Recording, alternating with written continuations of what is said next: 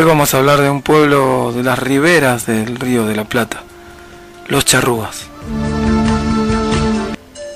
Los charrúas, en el lado oriental del estuario del Río de la Plata, el río al cual llegara por primera vez don Juan de Solís, los charrúas se hallaban esparcidos por el interior del actual territorio del Uruguay, aunque también se extendieron hasta Yapeyú, en la provincia de Corrientes, y el río Gualeguay, en Entre Ríos, siempre con sentidos ribereños.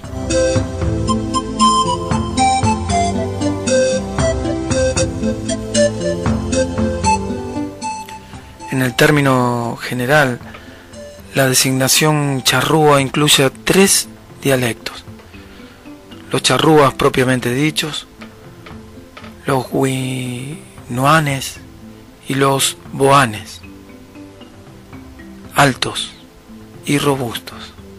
Se parecían en mucho a los pueblos que habitaron la Pampa y Patagonia Argentina, y fueron de los primeros en entrar en contacto con los españoles. Estos, a su llegada, ocasionaron un antes y un después dentro del desarrollo cultural de los charrúas, en particular debido a la adoptación del caballo. Antes de que se produjera la etapa conquistadora, estos habitantes de la antigua banda oriental tenían rasgos nómades, ocupando su tiempo en la caza, pesca y recolección de frutos silvestres, situación que perduró hasta mediados del siglo XVII.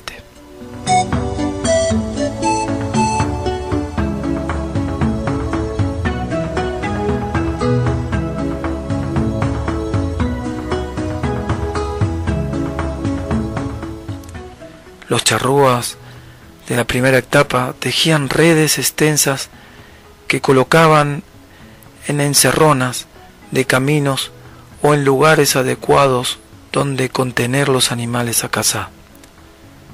Esto hacían con los venados y ñandúes, particularmente con el venado, el cual se dedicaban a correrlo hasta cansarlo y aprisionarlo contra las redes que terminaban por contenerlo. En cuanto a nuestra ave corredora, el ñandú, algunos llaman surí, los charrúas los cazaban a boleadora limpia, y además de utilizar sus plumas y carnes, les encantaban sus enormes huevos.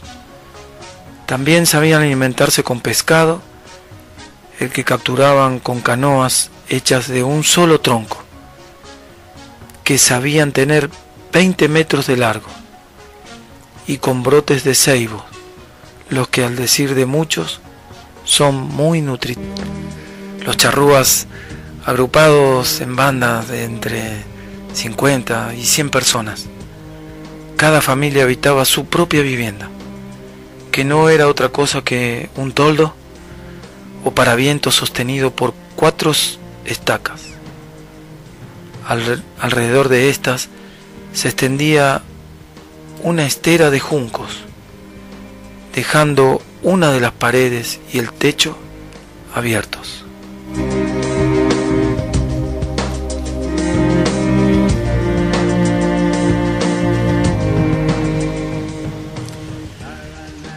En tiempos más recientes, construyeron ranchos con paredes hechas con ramas arqueadas sobre las que colocaban cueros. Estos también se ponían sobre el suelo, en los que dormían. 10 o 12 de estos toldos formaban una aldea charrúa.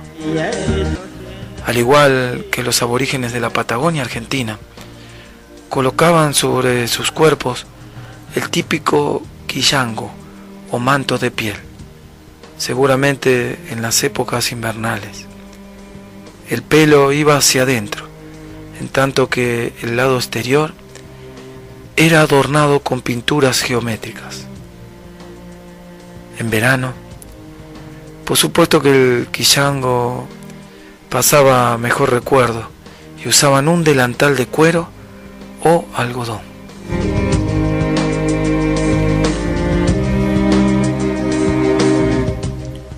Sabían engalanarse con tatuajes en la cara y el cuerpo, adornos en la nariz y la típica tembeta de muchos pueblos guaraníes en el labio inferior. Pero la coquetería de los charrúas no terminaba ahí.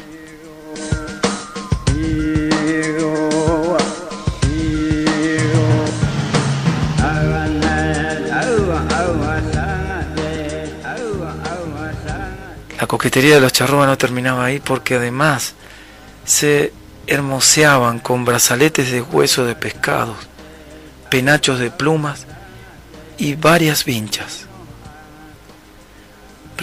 De acuerdo con los relevamientos arqueológicos y etnológicos, estos aborígenes conocían la alfarería, aunque de rasgos muy simples. Ollas esféricas y semiesféricas, platos de reducidos tamaños. Estas piezas eran, en el mejor de los casos, cocidas o secadas al sol. Evidentemente los charrúas, a la llegada de los españoles a ambas márgenes del río La Plata, modificó ostensiblemente la situación de las parcialidades de este pueblo. Su asimilación del caballo acentuó algunos rasgos nómades. Por ejemplo, volcaron gran parte de su economía al pillaje de otras poblaciones indígenas y españolas.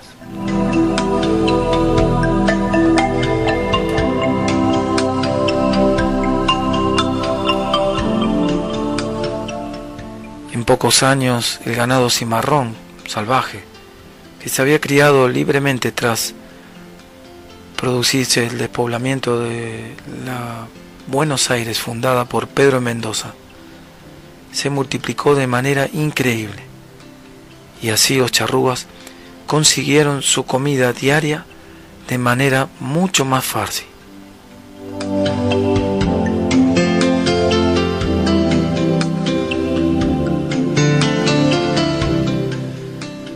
También muchas de estas cosas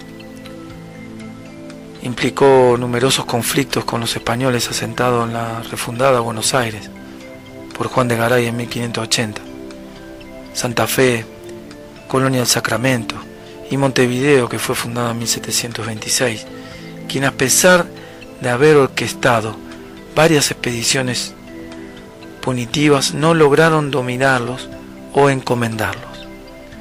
Tampoco la misión evangelizadora de la Compañía de Jesús, o sea, los jesuitas, logró asentarlos en las reducciones o misiones de San Andrés y Jesús María. Pese a todo, nos relata Canal Froh, los días de la libertad indómita de nuestros charrúas estaban contados.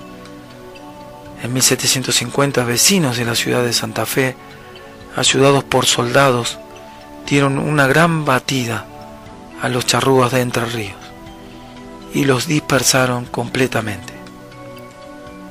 Los que cayeron prisioneros fueron llevados a la otra banda del Paraná y asentados sobre el arroyo Callasta, pequeño afluente del Salado. Ahí se construyó una misión franciscana bajo el nombre de Concepción de Charrúas, la que poco después fue trasladada más al este, cerca del lugar en que estuvo fundada la primitiva Santa Fe.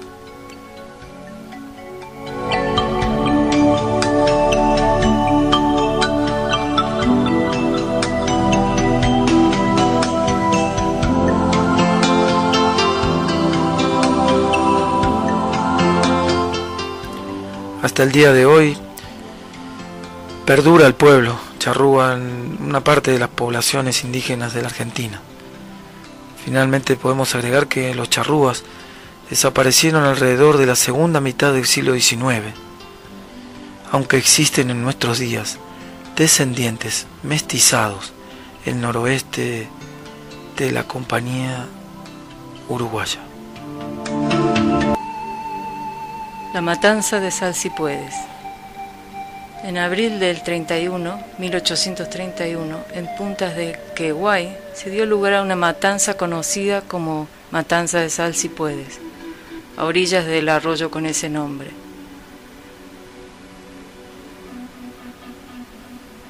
Donde tenía su cuartel general el presidente Fructuoso Rivera. Astutamente Rivera convocó a los principales caciques charrúas, junto con todas sus tribus, a una reunión, diciéndoles que el ejército los necesitaba para cuidar las fronteras del Estado. Según los relatos, agasajados y emborrachados, fueron atacados por una tropa de 1.200 hombres. Se dice que el propio Rivera dio la señal de iniciar el ataque.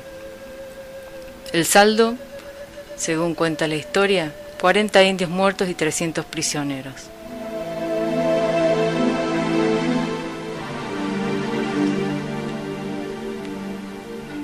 La persecución de los charrúas no se agotó en esa matanza. Rivera, en particular, dicen que tuvo un especial empeño en encontrar y exterminar a los que escaparon, entre ellos el cacique Polidoro.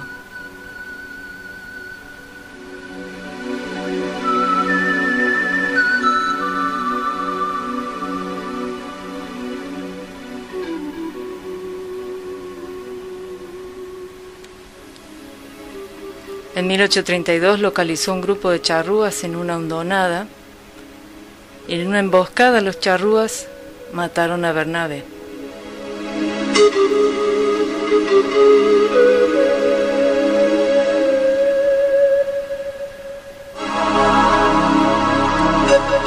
Según el historiador Maistegui Casas, la desaparición de los charrúas fue un proceso paulatino que llevó más de 200 años. Actualmente, se calcula que en Uruguay, Brasil y Argentina hay entre 160.000 y 300.000 descendientes de charrúa, todos ellos mestizos.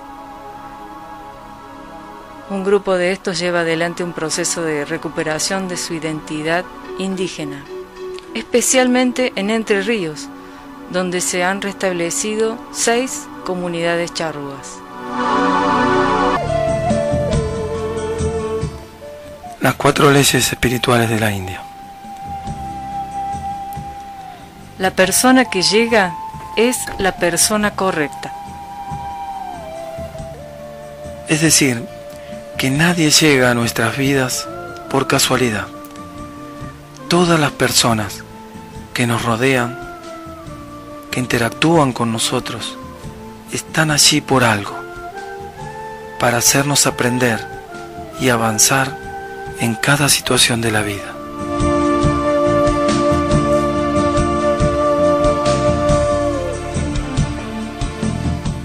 La segunda ley dice: lo que sucede es la única cosa que podía haber sucedido.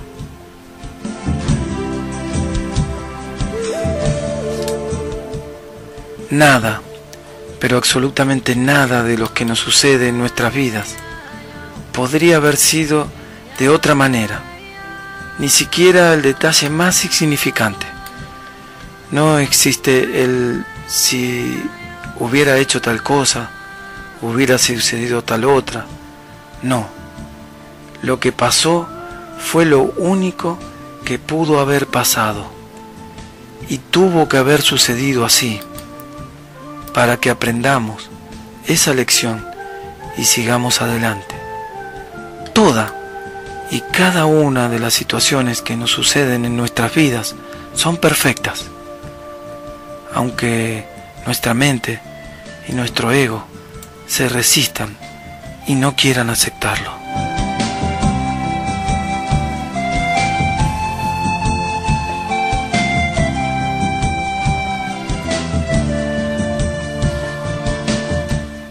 La tercera de las leyes espirituales indias: en cualquier momento que comience, es el momento correcto.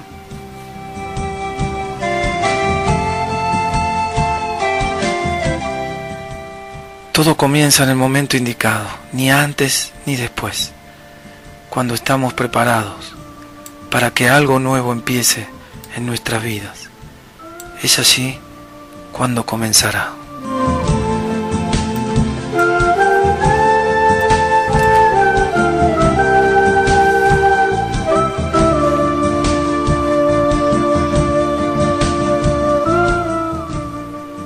La cuarta ley nos dice: cuando algo termina, termina. Simplemente así, cuando algo termina, termina. Si algo terminó en nuestras vidas, es para nuestra evolución.